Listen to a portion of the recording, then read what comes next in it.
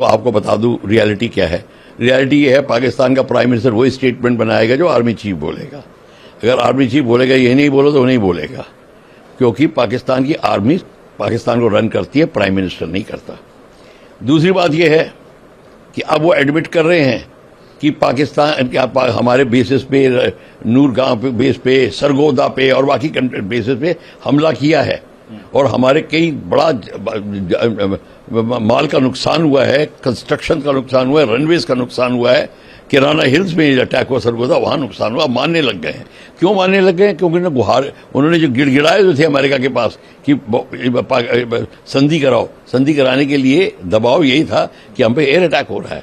और उसके ऊपर से अब ये भी मान गए हैं कि हमारे जो चाइनीज जेट थे उसके ऊपर भारत ने एंगेज किया, उसके खिलाफ कार्रवाई करी अपनी होममेड एंड मॉडर्न टेक्नोलॉजी से। तो इसको जैसे उनके जितने भी जहाज थे उनको उनकी मिसाइल्स जो आई उनको किस तरीके से हमने नेगेट किया। MQ-9 जो भी है उनकी मिसाइल, कई मिसाइल्स आई उनको हमने नेगेट किया। जहाज़ों को क्या कहते हैं,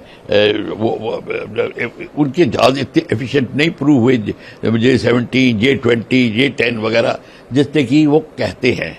तो चाइना को ये बहुत फिक्र हो गई है और इसीलिए ये भी अनुमान लगाया जा रहा है कि इसके पीछे चाइना का भी दबाव था कि पीस नेगोशिएशन की या उसकी सीज फायर के लिए बात की जाए, क्योंकि वो नहीं चाहते थे कि उनके इक्विपमेंट की इतनी बदनामी हो। देखिए इसमें क्या होता है, जब आपका इक्विपमेंट अच्छी तरह परफॉर्म नहीं कर रहा, वर्ल्ड मार्केट में आपका ट्रेड गिर जाता है और उसमें प्रॉब्लम आती है। आपकी जो कंपनी है वो घबरा जाती है। बोइंग और एयरबस के बीच में यही प्रॉब्लम है।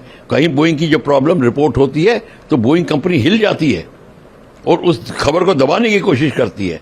हर एक कंपनी अपने अपने प्रोडक्ट को करती है और चाइनीज प्रोडक्ट का नाम अगर बदनाम हो तो चाइनीज को भी फिक्र आएगी, सब कंट्रीज को फिक्र आती है, अमेरिका को फिक्र आएगी। तो ये भी एक रीजन था। चाइनी का प्रेशर भी था और बाकी गुहार उन्होंने लगाई थी अमेरिका को, उन्होंने जो गिड़गिड़ाए थे वो भी था। तो सम टोटल बात ये है कि पाकिस्तान ने कबूल कर लिया है कि प्राइम मिनिस्टर, जब प्राइम मिनिस्टर कबूल करता है तो मतलब दुनिया को प्राइम मिनिस्टर की आवाज़ और स्टेटमेंट ज़्यादा पसंद होता है। तो उन्होंने कहा हाँ अब पाकिस्तान मंजूर कर रहा है। इसका मतलब ये है हमारा जो अभियान है आत्मनिर्भर भारत वो बिल्कुल सही और खरा उतर रहा है। हमने जहां भी अटैक किया, ब्रह्मोस मिसाइल, आकाश, ये सब हमारे होममेड हैं या जॉइंट वेंचर या होममेड हैं, हमने बनाए हैं। इसकी खासियत यही है। और जो हमने बाहर से भी लिया है उनको इस अब दायरे में अमेलगमेट करके, कोऑर्डिनेट करके हमने इस्तेमाल किया। तो ये भारत की उपलब्धि है और ये भारत के जो हमको सक्सेस हासिल हुई है ये उसका नमूना है। ब्रह्मोस मिसाइल सर काफी इस्तेमाल की गई है। ये ब्रह्मोस मिसाइल सबसे बड़ा है, ये है क्रूज मिसाइल। क्रूज मिसाइल नहीं, ये बैलिस्टिक मिसाइल नहीं है जिस तरह के लोग कहते हैं कि बैलिस्टिक मिसाइल भारत ने इस्तेमाल की, भारत में नहीं। ये क्रूज मिसाइल वो होती है जो धरातल से ऊपर यहां तक कि 3 मीटर 10 मीटर, उससे भी नहीं, 3 मीटर से भी नीचे ये फ्लाई कर सकती है, हगिंग द ग्राउंड और सुपरसोनिक स्पीड पे। कई मिसाइलें होती हैं सबसोनिक स्पीड पे, मैक 1 नहीं के ऊपर, मतलब स्पीड ऑफ साउंड के ऊपर नहीं फ्लाई कर रही होती।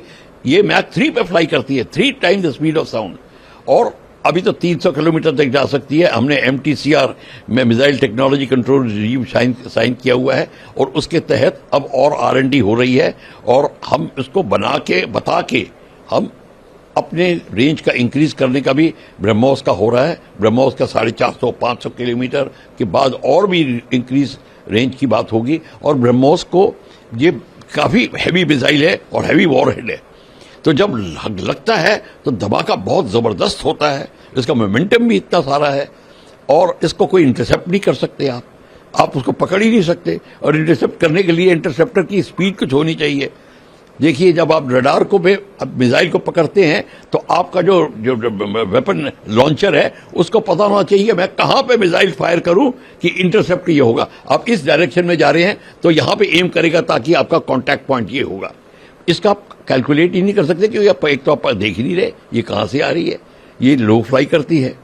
ये बात जो है ये बहुत प्रॉब्लम है। और इसकी रेंज इतनी है कि आपका एयरक्राफ्ट जो है को टारगेट पे जाके नहीं फायर करना, आप 200-250 किलोमीटर दूर फायर करिए, उसके लिए आप अपने बॉर्डर में रह के फायर कर सकते हैं और मिसाइल जाके अपना काम करेगी। ये बात है। हमने ये थोड़ी कहा कि हमने सरगोदा के ऊपर एयरक्राफ्ट लेके गए, नहीं, हम पाकिस्तान के ऊपर एयरक्राफ्ट नहीं लेके गए। तो हाँ, पीओके वगैरह में हो सकता है, वहां नहीं लेके गए, वहां पे हमारी मिसाइलों ने काम किया। और ये खासियत है क्रूज मिसाइल का। ये सी स्किमिंग भी होती है, ये एयर लॉन्च भी है, सबमरीन सी लॉन्च भी है, ग्राउंड लॉन्च भी है, और सबमरीन लॉन्च भी बन रही है।